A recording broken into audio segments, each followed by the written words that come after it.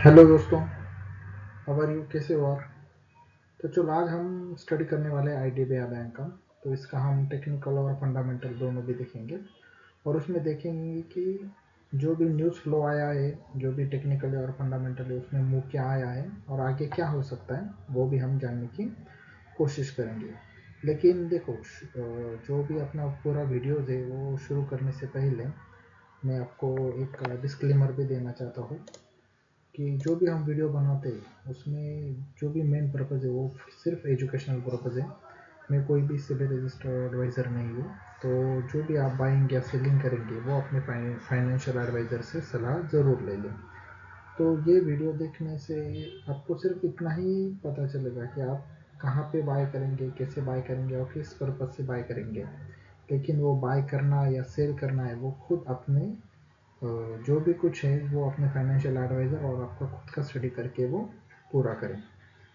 तो देखो, तो चलो आज हम देखते हैं कि क्या हुआ है। तो चालू करने से पहले हम एक चार्ट एनालिसिस भी थोड़ा सा देखेंगे और एक न्यूज़ फ्लो भी देखने की कोशिश करेंगे। तो चलो मैं चार्ट ओपन कर लेता हूँ।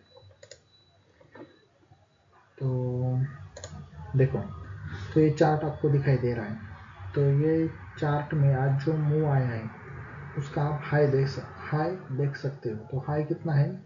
लगभग अराउंड 11 जो भी कुछ है 115, मतलब 115 का हाई आया है जो कि 52 वीक हाई है। लेकिन ये जो बिग ग्रीन कैंडल बना हुआ है इधर, तो उसके पीछे का रीज़न भी यार हम देखते हैं। तो इसके पीछे का मेनली रीज़न है कि जो आज सरकार ने डिक्लेरेशन किया है। तो आज सरकार ने क्या डिक्लेरेशन किया है कि जो भी प्राइवेटाइजेशन की खबर 1 या 2 साल से चल रहा है कि आईडीबीआई बैंक एक प्राइवेटाइज बैंक हो जाएगा और इसमें मोस्ट ऑफ द जो भी स्टेक्स है सरकार के या और एलआईसी के वो बेच देंगे। तो खबर आई है कि जो भी एलआईसी और सरकार दोनों मिलाकर लगभग 61% हिस्सेदारी बेचने की तैयारी में है। तो लेटेस्ट रिपोर्ट के मुताबिक सरकार ने मार्च 2026 तक इस बैंक के लिए नए मालिक का नाम सामने आने की संभावना है। तो जो भी नए मालिक या जो भी टेंडर्स में जो भी पर्सन्स या जो भी कंपनियां शामिल होंगी उनके लगभग ऐसा कहा जाता है कि कोटक महिंद्रा बैंक या फेयरफैक्स इंडिया और इमिरेट्स एनबीडी, तो ऐसे बहुत बड़े बड़े नाम भी उसमें शामिल हैं। अगर ये डील समय पर होती है तो यह बैंकिंग सेक्टर का सबसे बड़ा बदलाव हो सकता है और इसके लिए आईडीबीआई बैंक में आज बहुत बड़ा मूव आया है। तो देखो, तो ये तो हो गया एक न्यूज़ फ्लो और इस न्यूज़ फ्लो की वजह से एक बड़ा मूव आया है। लेकिन इसके पीछे फंडामेंटल्स भी देखना बहुत ज़रूरी है। लेकिन इसके फंडामेंटल्स काफ़ी तगड़े हो चुके हैं। वो पहले जिस तरीके से बैंक परफॉर्म करती थी अभी उस तरीके से बैंक परफॉर्म नहीं करी है। इसके फंडामेंटल्स भी काफ़ी अच्छे हो चुके हैं। तो इसके लिए हमने एक मनी कंट्रोल का चार्ट ओपन कर लिया। तो मनी कंट्रोल चार्ट में आप देख सकते हो कि उसका स्कोर लगभग 75 भी है मनी कंट्रोल में।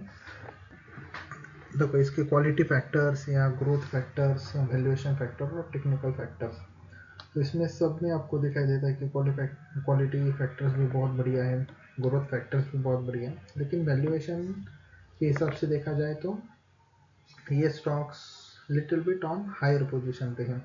लेकिन उससे इतना फ़र्क नहीं पड़ेगा, ये शायद और ऊपर भी जा सकता है और ये टेक्निकल फैक्टर भी बहुत स्ट्रांग है। तो वो टेक्निकल फैक्टर्स के बारे में हम बाद में देखेंगे। अभी फ़िलहाल के लिए हम नीचे आ जाते हैं कि इसका नेट प्रॉफिट क्या है और वो सारी। तो हम क्वार्टरली देखते हैं। तो देखो, नेट प्रॉफिट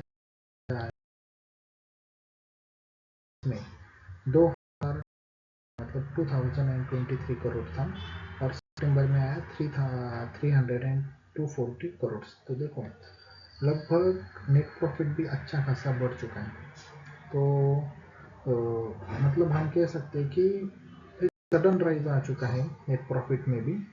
और अगर हम बैलेंस शीट पे आ जाते हैं तो हमें नेट एनपीए भी दिखाई देगा। तो नेट एनपीए कितना है? लगभग 0.15, पहले कितना था 0.34 परसेंटाइल, अब हो चुका है 0.15। तो ये क्या इंडिकेट करता है कि जो भी एनपीए है वो भी बहुत कम हो चुकी है। तो इसका मतलब क्या हुआ, इसकी जो भी क्वालिटी है या स्ट्रेंथ है वो बहुत अच्छी तरीके से परफॉर्म कर रही है। तो इससे हमें एक चीज़ पता चलती है कि इसकी एसेट क्वालिटी बहुत अच्छी हो चुकी है। बैंक अब इज द मोस्ट इम्पोर्टेंट। तो ये हो गया उसके फंडामेंटल्स। तो फंडामेंटल से हमें ये भी पता चलेगा कि ये बैंक की क्वालिटी या जो भी उसके बैकग्राउंड से उसके बैलेंस शीट है वो बहुत बढ़िया है। और अगर कुछ हो जाता है आगे जाकर कि इसका प्राइवेटाइजेशन हो जाता है या कोई भी बड़ा उसको खरीद लेता है तो डेफिनेटली शेयर्स में अच्छी खासी ग्रोथ आ सकती है। तो ये हो गया उसके फंडामेंटल्स। तो हम अभी थोड़ा बहुत टेक्निकल के बारे में भी देखने की कोशिश करेंगे। तो मैं चार्ट ओपन कर लेता हूँ। तो देखो चार्ट में हमें तो दिखाई दे रहा है कि पिछले जो भी 1 महीना 2 महीना है उसमें जितने भी वॉल्यूम्स है उसमें सबसे ज़्यादा वॉल्यूम की बड़ी कैंडल यहाँ पे क्रिएट हो चुकी है। साइमल्टेनियसली ये जो ग्रीन बार है, ये जो ग्रीन बार है ये भी बहुत बड़ा बन चुका है। लगभग 10% का मूव एक दिन में आ चुका है। और यहाँ पे हमें दिखाई दे रहा है जो ब्लू लाइन दिखा रही है वो क्या दिखा रही है कि यहाँ का एक रेजिस्टेंस भी दिखा रही है। तो जैसे मान लो कि लगभग जुलाई में एक यहाँ पे हाई बनाया हुआ था, बाद में फिर से नीचे आया और अभी धीरे धीरे ऊपर जाने की कोशिश कर रहा है। तो यहाँ पे भी उसने एक हाई बनाया था नवंबर में। अभी जो जुलाई में हाई बनाया था और नवंबर में हाई बनाया था उनको तोड़ के आज एक बड़ी ग्रीन कैंडल बन चुकी है। तो इसके पीछे का रीज़न जो हमने देखा कि न्यूज़ फ्लो भी है और साइमल्टेनियसली इसके फंडामेंटल भी बहुत अच्छे हो चुके हैं। तो अभी ये कहाँ तक जाएगा वो आने वाले वक्त में ही पता चलेगा। लेकिन एक प्रोबेबली अगर कोई भी एस्टिमेशन हम लगा लेते हैं तो there might be a possibility that कि ये लगभग 130-140 के रेंज में भी जा सकता है। अगर उसके RSI के बारे में हम बात करेंगे तो क्या दिखाई देगा कि RSI अभी ओवरबॉट जोन में है। लेकिन देखो RSI का अभी इतना इम्पैक्ट मेरे हिसाब से तो होता नहीं। लेकिन यहाँ पे अगर MACD भी हम देखेंगे तो MACD भी ग्रीन लाइन में है। जो भी MACD लाइन है वो अबव ज़ीरो है, मतलब यहाँ पे बुलिश ट्रेंड है और वो सिग्नल लाइन को भी क्रॉस कर चुकी है। तो डेफिनेटली स्ट्रॉन्ग बुलिश ट्रेंड है। तो RSI देखो अभी RSI तो 80 को टच कर चुका है। तो RSI की वैल्यू है लगभग 80.31। तो RSI तो 80 को टच कर चुका है। लेकिन देखो अभी फ़िलहाल के लिए हम ऐसा कह सकते हैं शॉर्ट पर्पज़ के लिए एक छोटा सा मतलब स्मॉल पर्पज़ के लिए स्टॉक नीचे आ सकता है स्मॉल टाइम के लिए, लेकिन बाद में ऊपर जाने की संभावना बहुत ज़्यादा है। तो इसके लिए अभी फ्रेश एंट्री मतलब अभी अगर किसी को फ्रेश एंट्री करनी है तो एक हल्के डीप का इंतज़ार करने की ज़रूरत है। अगर शायद मान लो ये फिर से आपको 108 या 109 या 107 के आसपास अगर मिल जाता है तो दैट मेरे पॉइंट ऑफ व्यू से ये एक अच्छा बाइंग जोन हो सकता है। इसके बाद वो शायद एक रीटेस्ट करके, जैसे यहाँ पे एक रीटेस्टिंग करके वो फिर से ऊपर जा सकता है। तो ये हो गया टेक्निकल एनालिसिस लगभग। तो देखो न्यूज़ तो अच्छी है, फंडामेंटल्स भी बहुत बढ़िया है कि पहले लॉस मेकिंग था लेकिन अभी प्रॉफिटेबल हो चुका है, एनपीए भी कम हो चुका है और साइमल्टेनियसली इसका नेट प्रॉफिट भी बहुत अच्छा खासा बढ़ चुका है। अगर कोई प्राइवेट सेक्टर इसमें एंट्री कर लेता है तो बहुत हाई चांसेस है कि बैंक ऊपर या इसके शेयर्स बहुत ऊपर जा सकता है। तो ये एक संभावना है कि यहाँ पे हो सकता है। तो फाइनली तो यहाँ से जो भी हम कुछ एनालिसिस करके कंक्लूजन तो हमें यही मिलता है कि ये हाई रिस्क हाई रिवॉर्ड बेट हो सकता है। प्राइवेटाइजेशन की न्यूज़ और मजबूत फंडामेंटल इसे रॉकेट बना सकते हैं। ये चीज़ आप हमेशा ध्यान में रखो।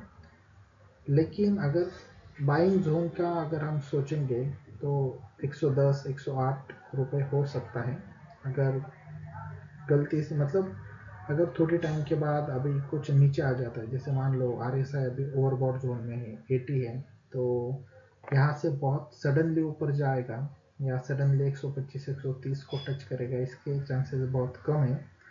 लेकिन अगर आपको 108 109 रुपए के अगर आसपास अगर मिल जाता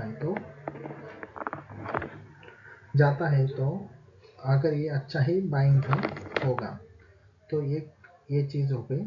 तो देखो IDBI बैंक अभी अच्छे खासे न्यूज़ फ्लो में भी है, तो सोच समझ के ही आप इन्वेस्टमेंट करें। तो जो दोस्तों ये जो मैंने वीडियो बनाया है इसके लिए भी बहुत मेहनत लगती है, तो आप ज़रूर इसको सब्सक्राइब करें और कमेंट करना ना भूलें। तो इसमें भी आप ये बताओ कि आपको क्या लगता है और इसका टारगेट, या आपको क्या लगता है वो भी आप कमेंट में ज़रूर बताएं। तो चलो आज हम ये वीडियो यहीं पे क्लोज करते हैं। जो अच्छा अगर आपको वीडियो अच्छा लगता है तो सब्सक्राइब करना ना भूलें। चलो थैंक यू दोस्तों।